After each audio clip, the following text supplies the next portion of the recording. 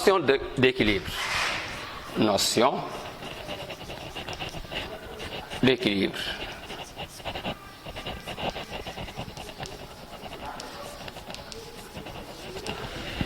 Notion d'équilibre.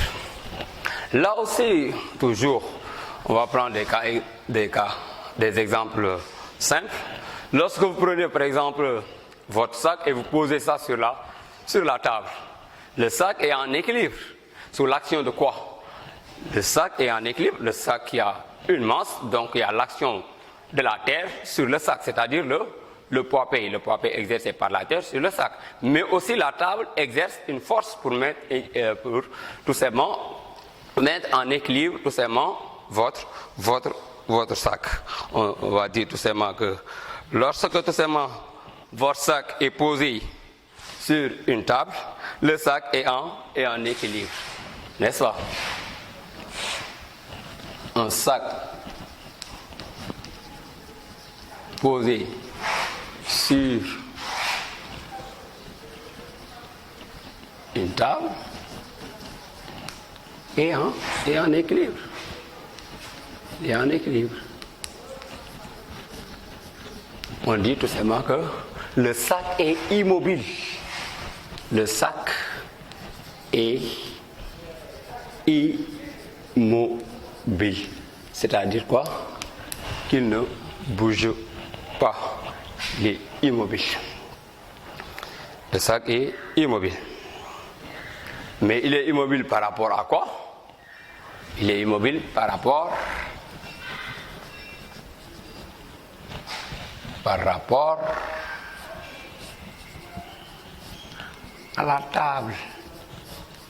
Il est immobile par rapport à la table. Parce que là aussi, j'ai l'habitude de donner cet exemple-là. On est immobile par rapport à la terre, mais nous ne sommes pas immobiles par rapport au soleil. Donc là, l'état de référence est très intéressant. Par exemple, si vous dites que un corps est immobile, c'est toujours par rapport à quelque chose. N'est-ce pas? Si vous dites que par exemple, le sac est immobile par rapport à la table, oui, mais il n'est pas immobile par rapport au soleil. Par rapport, par exemple, à un autre corps qui est en mouvement, en déplacement. Donc l'immobilité, c'est toujours par rapport à un corps de référence. Donc c'est immobile par rapport. Donc quand est-ce que maintenant un corps est en équilibre? Un corps est en équilibre lorsqu'il est immobile par rapport à un corps de référence. Donc on peut dire en définition aussi, donc grande de définition.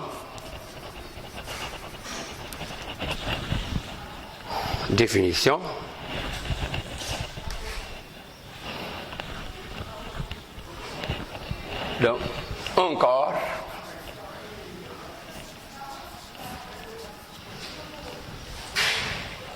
est en équilibre. Un corps est en équilibre lorsqu'il est au repos. Lorsqu'il est au repos par rapport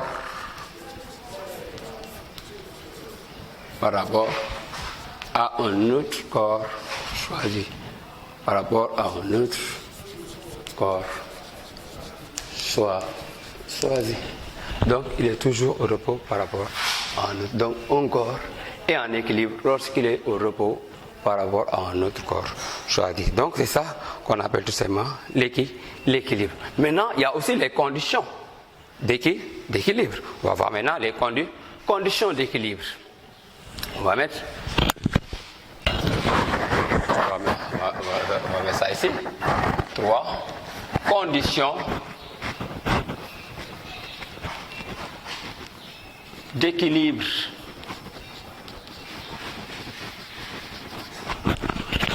Les conditions d'équilibre. Et pour ces conditions d'équilibre, on va faire une petite expérience.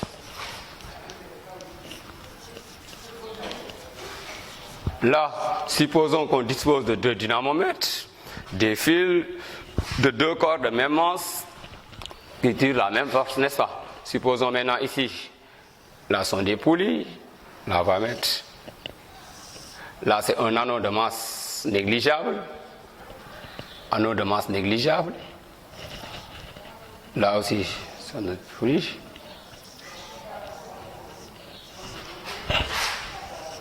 On tire avec la même force. Ça veut dire que tout simplement, on a des mêmes masses, des corps de même masse. Des corps de même masse M. Là, c'est une corps de masse M. Donc ici, si vous regardez bien, il y a la force exercée par cette partie-là sur l'anneau, qu'on appelle tension T1. Il y a aussi l'autre force exercée, n'est-ce pas, par l'autre partie, qu'on appelle tout simplement la tension T2. La tension T2. N'est-ce pas? Donc, là, par expérience, supposons on a des dynamomètres. Aussi, supposons on avait des dynamomètres. On avait dit qu'il y avait des dynamomètres. Mettons ici des dynamomètres D1, par exemple. Un dynamomètre D2, supposons. Mettons ici des dynamomètres. Des dynamomètres D1 et dynamomètre D2. Donc, on constate tout simplement qu'on a la même valeur au niveau des deux dynamomètres. Ça veut dire quoi? On a la même intensité. On a la même intensité. Les deux forces aussi ont la même direction parce que ils sont sur la même droite d'action. Ils ont la même direction, mais les sens sont contraires. Les sens sont opposés. Et ici, l'anneau est en équilibre. Donc, quand est-ce que l'anneau est en équilibre? L'anneau est en équilibre si tout simplement les deux forces qui s'exercent sur l'anneau ont la même intensité, même direction, mais aussi de sens contraire. Donc, un corps qui est soumis à deux forces est en équilibre si les deux forces ont la même direction, même intensité, mais de sens contraire. Donc, c'est ça qu'on va tout simplement donner interprétation, tout simplement comme analyse, comme conclusion. Donc, si vous voulez, on va faire ça comme conclusion. Conclusion. Ici, l'anneau est soumis à l'action de deux forces. Donc, ces deux forces-là ont la même direction. Donc, un corps, on va dire, un corps soumis à deux forces et en équilibre. Et en équilibre si les deux forces ont la même direction,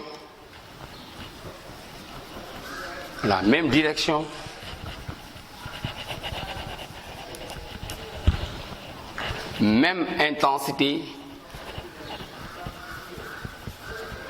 intensité, mais de sens contraire.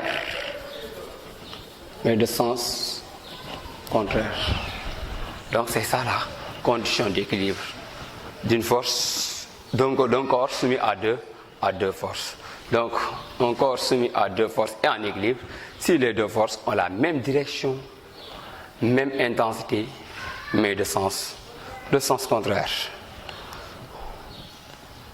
Et là, on va donner des exemples aussi de cas d'équilibre. Exemple.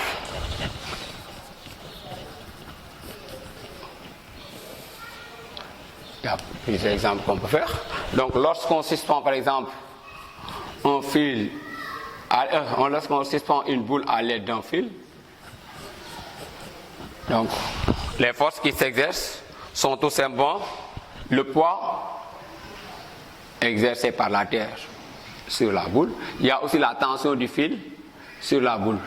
Si vous regardez bien, les deux forces-là sont sur la même verticale, donc sont de sens opposé, mais à l'équilibre aussi, ils ont la même norme. Donc ici, à l'équilibre, P égale à T. À l'équilibre, P égale à T, c'est-à-dire ils ont la même valeur.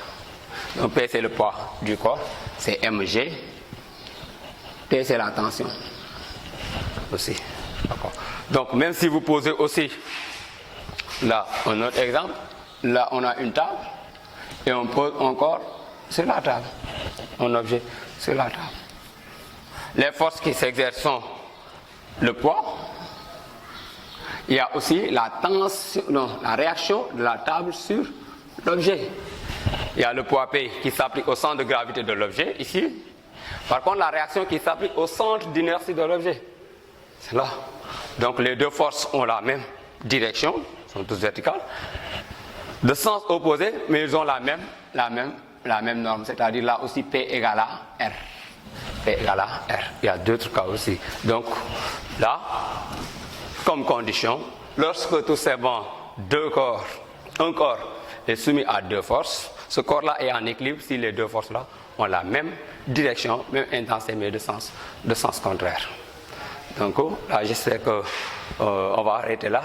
Bien vrai qu'il reste une petite partie, c'est-à-dire les actions réciproques.